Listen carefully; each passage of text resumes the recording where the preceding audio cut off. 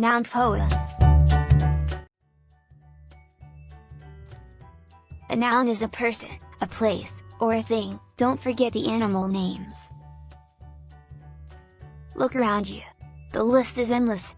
You will be lost. Once you think about it, it's hard to find words that are not included.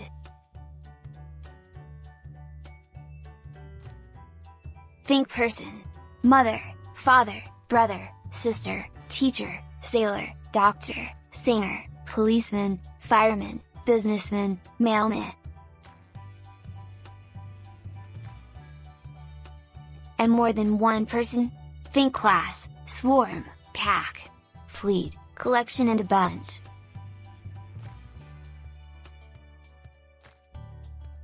Think place, church, school, home, hospital, station, airport, Lake Huron, park, theater, playground, forest, bedroom, library, kitchen, USA.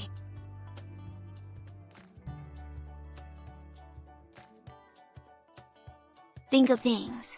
Table, chairs, scissors, papers, crayon, socks, shoes and cars. Animals all around, cats, dogs, chicken, deer and hounds. Don't forget to give this video a like and subscribe for more video tutorials.